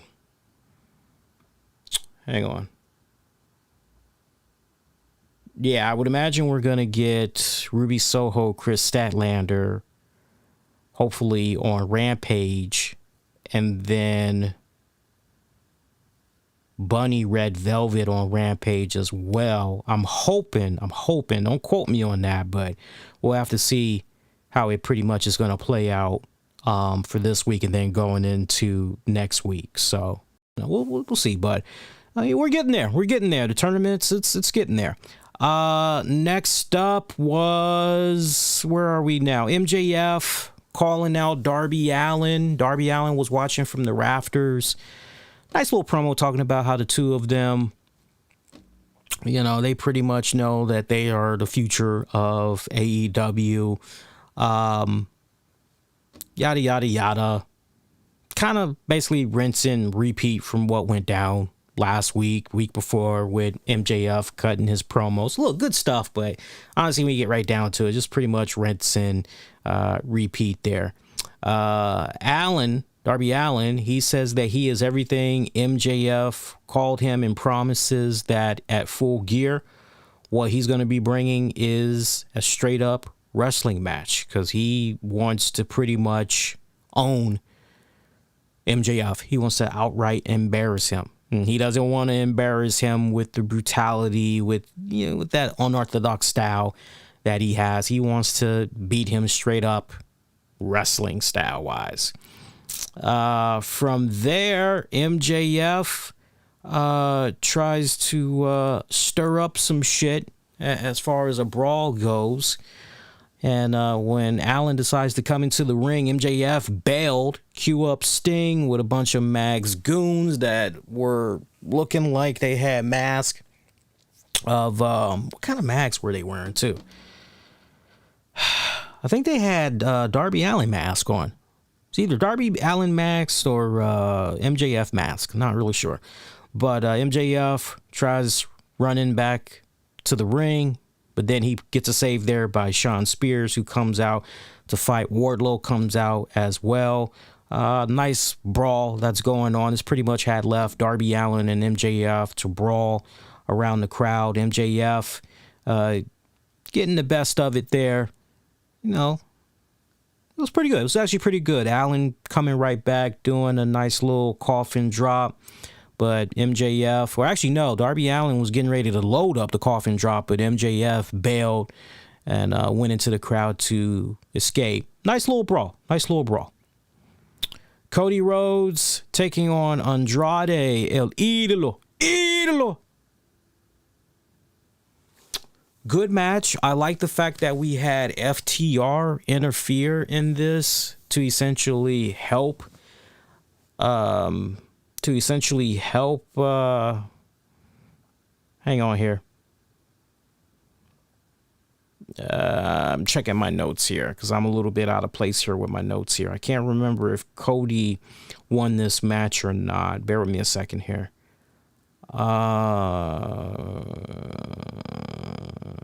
Yeah, Idolo did win. I wasn't sure. For some reason, I wasn't sure if Cody had won, but because I didn't finish typing in my notes here. No, Cody lost this one as FTR interfered. They pretty much were under the ring, and while the ref was distracted, one of them pretty much came from underneath the ring hit Cody in the back with one of the AAA tag titles. Smart ending. Not the best match, though. It was a nice finish, but it wasn't the best match between these two guys. But I tell you what, the main important story here is the fact that Cody, Malachi Black, these guys aren't done yet. They still got loads to go. Right here. So this was kind of good. Post-match beatdown. Arn Anderson gets in there, squaring off with Tully Blanchard. Lucha Brothers come in. They take out FTR. Nice big old brawl. Just pretty much erupts. So good stuff right there. From there, John Silver is backstage talking about how he's ready for Adam Cole. Actually, no, I want to say John Silver was in the ring being interviewed by Tony Schiavone. Yeah, he talked about how he's ready for Adam Cole, who he calls Budge, because Cole hasn't followed his advice about getting a haircut. It was really a awkward promo, but yeah, apparently they're going to be locking up, I think, on Rampage this week. World Title Eliminator Tournament semifinals match, Miro, Orange Cassidy. Bryan Danielson was on commentating watching this. Miro going over as expected, right? Really, as expected.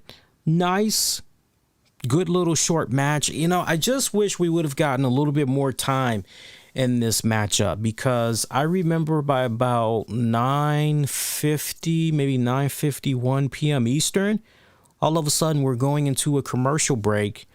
It's the last commercial break of the night. I thought the placement for the commercial break was extremely odd. Extremely odd. It's one thing if you're maybe going to take it around the 45-minute mark. Okay, that's fine. But yeah, they did it around the 51-minute mark. And it's like, okay, you're off like 9 minutes. What the hell? Don't give me that bullshit picture-in-picture. This is a match of great importance. Let's go ahead and let's do this match. Let's air it in its entirety. No more commercial breaks. We're just riding this out. Fuck a picture-in-picture. So the fact that they did that at the 51-minute mark, and then by the time we come back, it is the 55-minute mark, really hard to get invested into this match. So yeah, when you slide in a commercial like that, I just feel that it's straight up buzzkill, especially for a match that's as important of this magnitude. No doubt on the ending. Honestly, there was no doubt. I mean, we kind of have been following the storyline so far, really understanding this path that Miro has been on since losing the TNT championship and all that. This pretty much was as expected. So Miro, Danielson, that should be great. Yeah, that should be great. If they're going to do some type of a Royale match, I definitely would say look for Cassidy to rebound that way, as far as maybe being the victor of that or whatever. But I feel he's definitely going to rebound from that.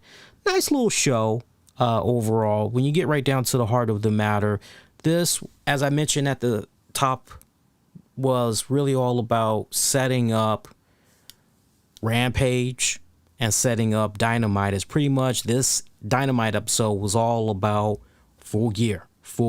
Let's go there. So nice little build up that they did here. You know, a little bit more of a serious tone that they put on this episode. So I definitely got to give them props. I definitely got to give it up to them. Nice little episode. Now let's talk ratings, because we haven't done this in a good while. As far as ratings are concerned, what I'm going with here, let me just pull up AEW Dynamite's ratings from last week here.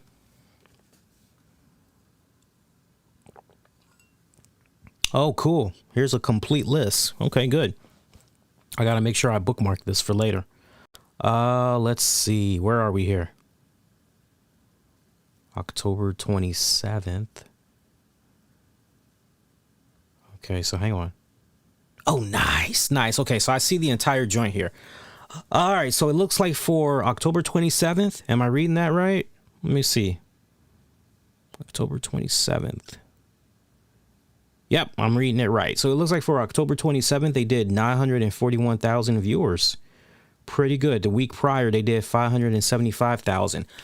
Their 18 to 49 demographic was a 0.40. Okay, I'm gonna say for this week, and let me pull up my little notepad here so I can get into this more here.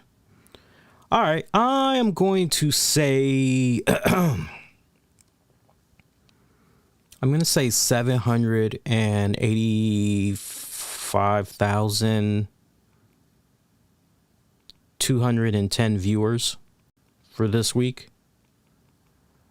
And in regards to their 18 to 49 demo, I don't really care about the demo, but let me just look at the trend here, because I'm going to say a 0.33 for the 18 to 49 demo rating. Okay, so again, I'm going to say for this week's Dynamite, I'm going to go with 785,210 viewers. And for that 18 to 49 demographic rating, I'm going to go with a 0.33. So we'll see how that pans out. All right. You guys recall earlier I did say we were going to try to do a Moxley contest. I was ready to actually go into it tonight, but considering all of the things that had went down with Moxley and everything, I don't want to come off tasteless. Okay, I'm gonna hold that off for at least a week, and I think what we'll actually end up doing, we'll begin the prize giveaway for his book on next Wednesday's show. Okay, next Wednesday's show. And the goal is to pretty much have it launch Wednesday, and hopefully we'll be able to pick a winner on what Full Gear is going to be on, what, the 12th? Let me see when that is. AEW Full Gear. Hang on. It's either on a Saturday or a Sunday, right? Let me look here. November 13th. What day is November 13th? Ooh, that's on a Saturday. Okay, that's on a Saturday. I'm a little bummed out by that. Hopefully I won't be working that late on Saturday. We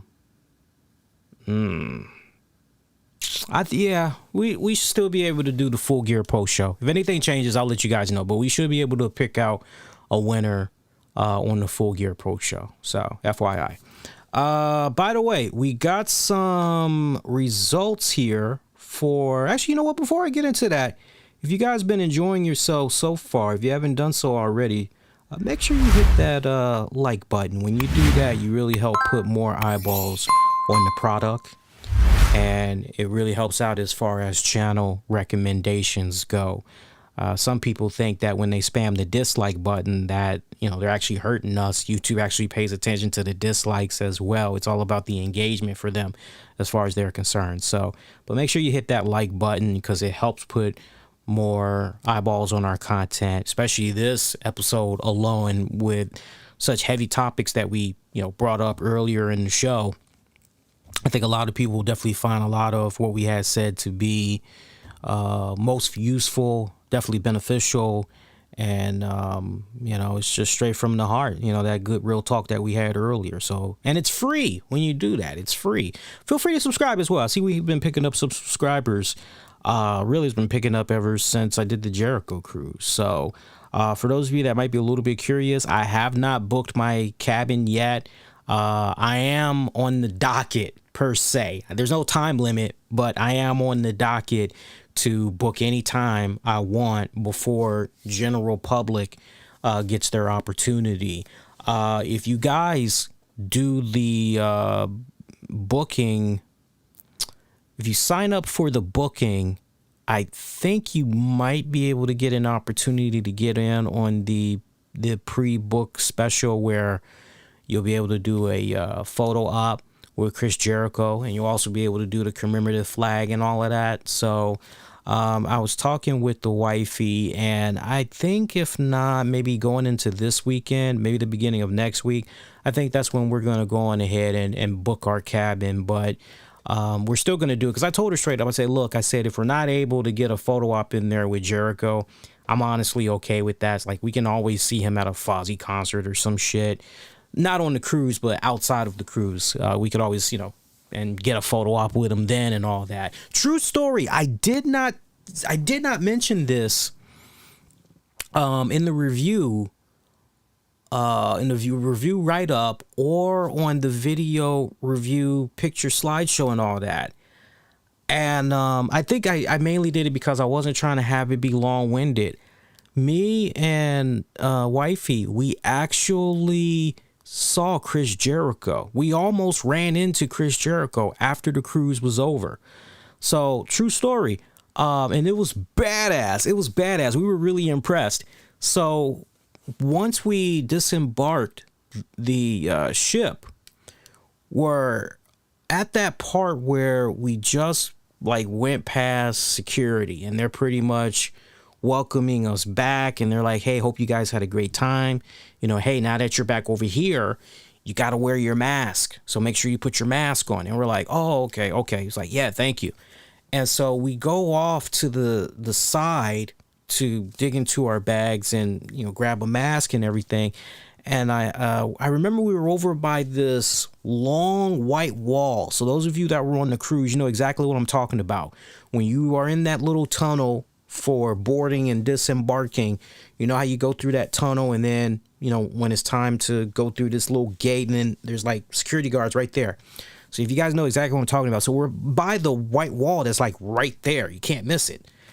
And as I'm putting the stuff in, there's Chris Jericho. And he's got a fucking cup of Starbucks in his hand. My man is not carrying anything. And he's got about 5-7 guys that's behind him. And some of the guys, it kind of comes off like some of the guys are carrying his shit. And I just look at Jericho and, I'm trying to me and him actually make eye contact, but it didn't really register. Oh shit, that was Jericho. It didn't really register in my head until after the fact because I was so busy looking for a mask. And I said to Tams, I said, shit. She's like, what? I just saw Jericho. She's like, really? It's like, yeah, I just saw Jericho. The man just walked from over here in this direction. He's like, we walk like a fucking beast. Like, what? And I told her. And she was like, yeah, it must be nice to be Jericho. You got other people carrying your shit. That's what happens when you're the motherfucking man. And I just did a double take. I looked at her. I was like, you want to say that again? She's like, yeah, he's the motherfucking man. He got it like that. I'm like, yeah, okay. It's like she's been hanging around me for so long. She's picking up some of my fucking fucking slang and the way I be trash talking sometimes. But yeah, all he had was some Starbucks in his hand. He had on some jeans. He had on a tank top shirt. I'm trying to think if he had, I almost want to say, no, he didn't. I was debating on whether or not he had a scarf over his neck, or I don't think he did, but he had a tank top on, jeans, and a cup of coffee, and he was power walking I don't know what. He didn't even get on the elevator. That's how badass Jericho was. Jericho did not even do the fucking elevator. Jericho just pretty much hit that escalator. He hit that bitch hard. He didn't even walk. He didn't even stay on the escalator. He could have easily rode the escalator down. He didn't even do that. He fucking power walked that bitch. So I thought I'd share that with you guys. It was a nice little fun story there. AEW Dark Results for this week. I did see the match results here. Check this out, guys. This was for AEW Dark. Santana and Ortiz took on Joe Coleman and Idris Abraham. Santana Ortiz picking up the W. Nyla Rose defeated Vivian. Lee Johnson and Brock Anderson defeated Eli Knight and Malik Bosity. Daniel Garcia defeated Ricky Shane Page. Why not just call him Ricky Shane? Or call him RSP. John Silver and Alex Reynolds defeated, John Silver and Alex Reynolds defeated Sean Carr and Marcus Cross. The Acclaim picked up a victory over Ishmael Vong and Dante Smiley. Meanwhile, the Bunny picked up a victory over Santana Garrett. Red Velvet defeated Solence Royal. Bobby Fish defeated Ryzen. Tony Nese picking up a W over Fuego del Sol. And Pac defeating Tiger Ruiz. So those were your matches for this week's AEW Dark. Speaking of matches, WWE had held a event in Brighton, England earlier today. And it featured a street fight for the main event. Here was the matches that went down. United States Champion Damian Priest defeated Seth Rollins, Kevin Owens, and Finn Balor. Liv Morgan defeated Carmella. WWE Raw Tag Team Champions RK Bro defeated Street Profits, Dolph Ziggler, and Bobby Roode. Austin Theory defeated John Morrison. The WWE 24 Champion Reggie Flipper, as I like to call him, defeated Drake Maverick. Raw Women's Championship match, Becky Lynch defeated Bianca Belair and Doudrop in a triple threat match. And in your main event, WWE Champion Big E defeated Bobby Lashley in a street fight. So those are all the matches that went down. By the way, while I'm talking about WWE, and I just mentioned Big E, if you guys did not get a chance, do yourself a favor and check out the interview that Big E recently did on The Breakfast Club. I check them out from time to time. I like those guys. They're pretty good. There's also, I just finally came on board. You guys got to forgive me. I don't know the name of the show. You guys are a little bit better with your pop culture than I am at times. But the two black guys that have that show on Showtime, because I recently had watched the interview with them that they did with Dave Grohl, because Dave Grohl of the Foo Fighters, he's got a new book that's getting ready. I think it's already out, actually. But somehow I went down a rabbit's hole and I ended up coming across Big E on The Breakfast Club. And then somehow it set up me checking out the Dave Grohl interview with the black guys on Showtime. I wish, see, that's going to bother me now, because if I just say the black guys on Showtime, I know some of you guys are like, yeah, Lee, don't know what the hell you're talking about, dog. Hang on. I will tell you guys exactly the show I'm talking about here.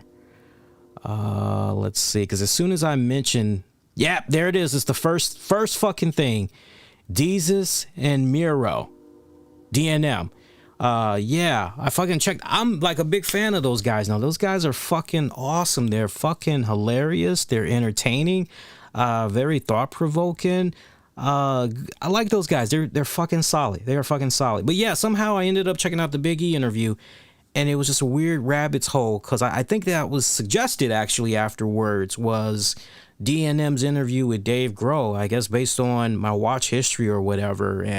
But check out the Big E interview from The Breakfast Club. Pretty insightful interview. Big E was very candid about, his thoughts on being the fourth black WWE champion and everything. Wide-ranging discussion. It wasn't one of those interviews where, okay, we're talking to the superstar for, 10 minutes or 7 minutes. No, they had him for almost a half hour.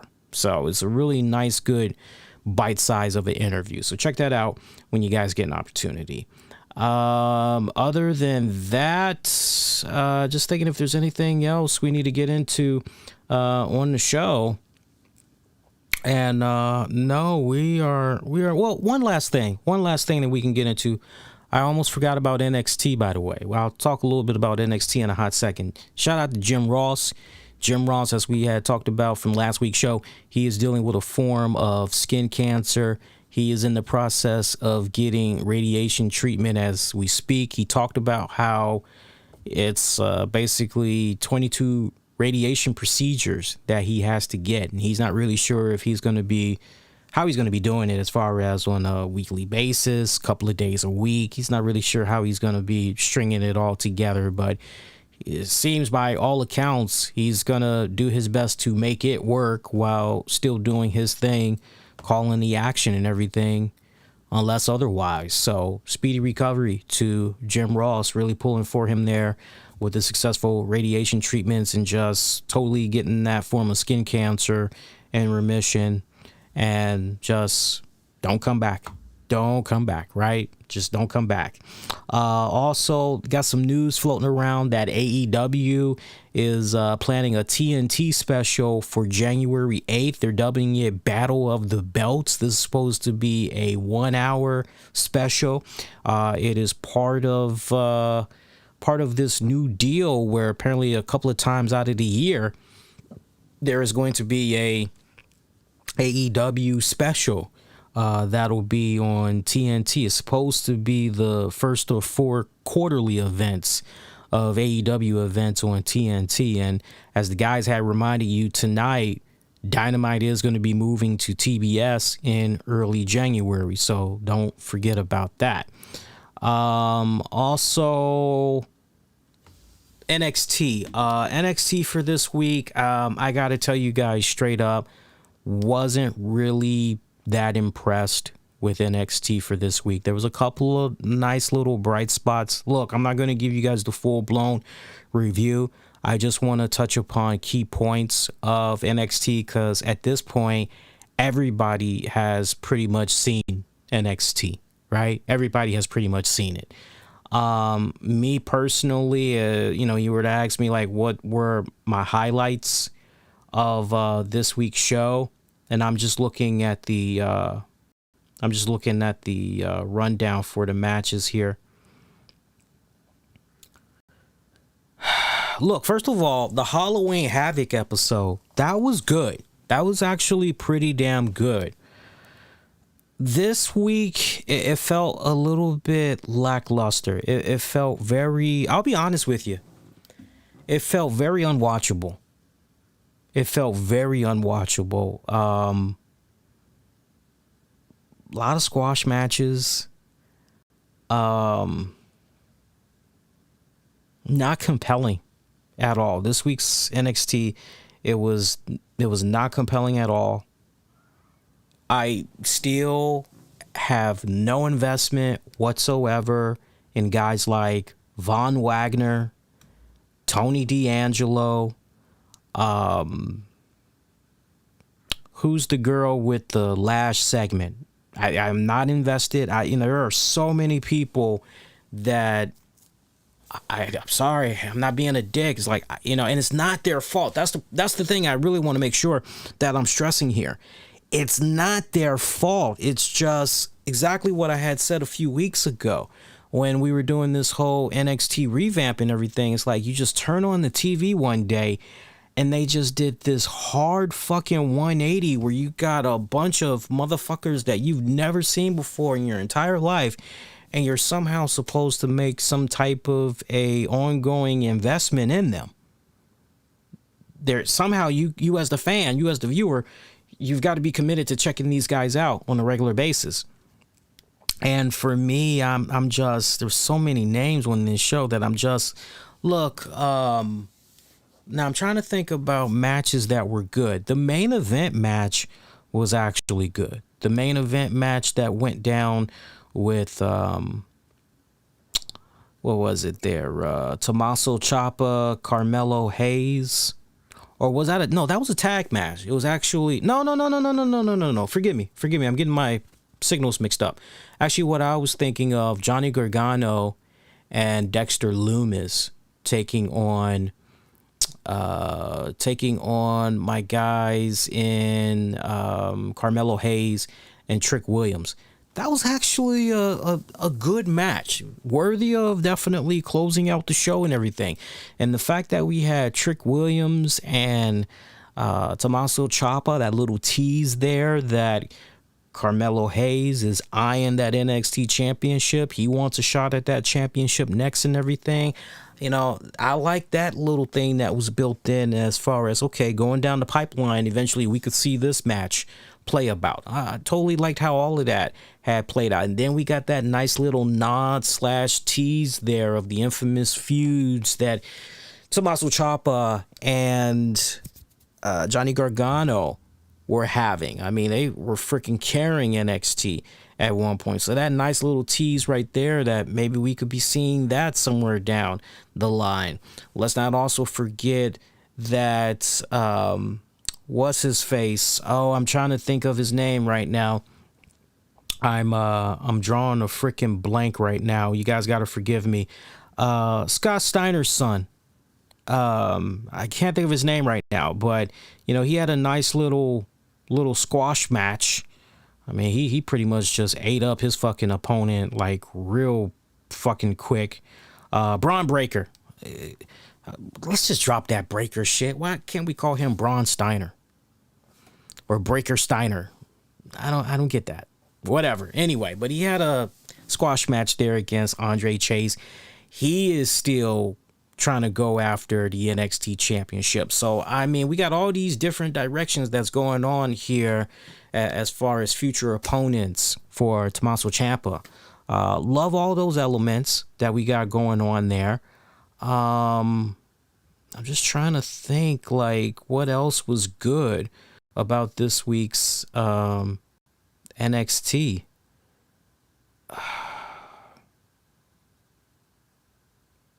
Even the Boa taking on Grayson Waller, which was, essentially a squash match, that was more of just setting up the angle than it was about trying to tell a really good story with the match. Very lackluster. Yeah, very lackluster. Yeah, it was really about just one fucking match that was even worth checking out on NXT. I've never, in all my years of watching the NXT product, done so much fast forwarding before in my entire life. What, you want to talk about Toxic Attraction? Okay, yeah, that was pretty good that we had Mandy Rose come out there. And, I admit I did like hearing the crowd chant, "You deserve it," and the other half is going, "No, you don't." That did make me chuckle. I like how she pretty much commanded the scene and everything. But then Xia Li coming out afterwards.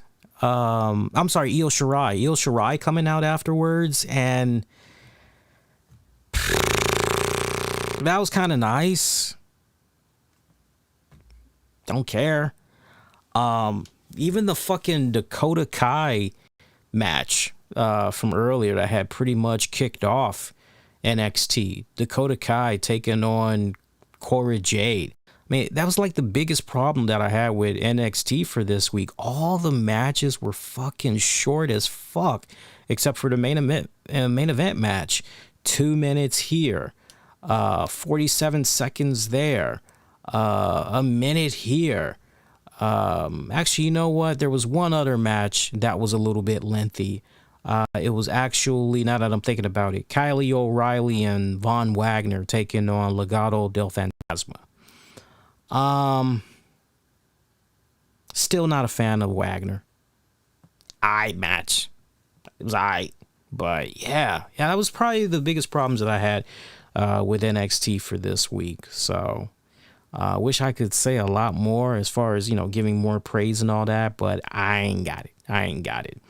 So yeah, that's NXT in the books. And other than that, really nothing else has been going on since last we were on the air with you guys. So I think on that note, we can go on ahead, stick a fork in it, call this show DONE done. And let me give you guys some quick programming notes. So as far as another episode of the RCWR show, we're done. We're done for the rest of the week. Now that we're pretty much back on regular rotation here, we're done.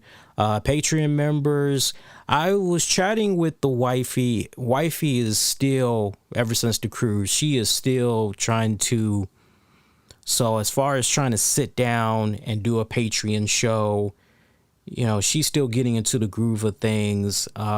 She's been literally taking her work home all last week and then going into this week. And normally she doesn't do that, but she's a little bit far behind. So to my point, We actually were supposed to sit down and release a new Wrestling with the Topics yesterday, but she was pretty backed up on work.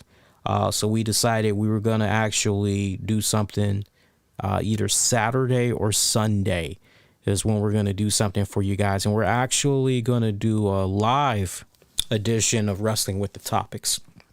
So we're going to be talking definitely about some of the stuff that went down with the midterm elections in a few states. We'll definitely be talking about that and some other non-wrestling related stuff. Those of you that are familiar with the series, you guys know we go a little bit all over the place. So we'll be dropping that this weekend. Look out for that. But your next edition of the RCWR show, that's going to be coming at you guys on Monday night of November 15th, forgive me, November 8th. I looked at that wrong. I'm like, wait a minute now. Yeah, no, Monday night, November 8th, 2021. That'll be your next edition. We'll be live after WWE Raw goes off the air. I want to hear from you guys, especially those of you that's going to be checking this out for on demand and on the downloads. I want to get your thoughts on, your reactions to the news on Jon Moxley. You already heard a couple of the things that some of the people had said that had joined us in the chat. But I want to hear from you guys that's going to be checking this out for on demand and on the download. So sound off, leave your comments. I do respond to all comments that I get. So don't think you comment and it's just, it might take me a hot minute, it might take me a couple of hours to respond, but I do read and respond to all comments that I get. And you can also send it my way on social media as well. But let me know what you made of the Jon Moxley news. And on a lighter note, did you pick up your respected copy of Moxley's new book? And if so, what did you think about the book? If you didn't check out the book, do you plan on getting the book? I want to know, so sound off about that. You can also give me your thoughts about this week's Dynamite. Whether you want to comment on some of the things I had to say about Dynamite or NXT, you agree, disagree with some of the points that I had made, definitely sign off. Definitely love hearing back from you guys. Get at me on Twitter, Facebook, and Instagram. Use the keywords the RCWR show. Shout out to everybody that is a supporter of the show. You guys know exactly who you are. Shout out to our Patreon familia as well. Much love. Again, get at me on Twitter, Facebook, and Instagram. Use the keywords, the RCWR show. And until next go round, wishing all of you guys to be safe and most importantly, be kind to one another. I will see you guys next go round. Adios, y'all.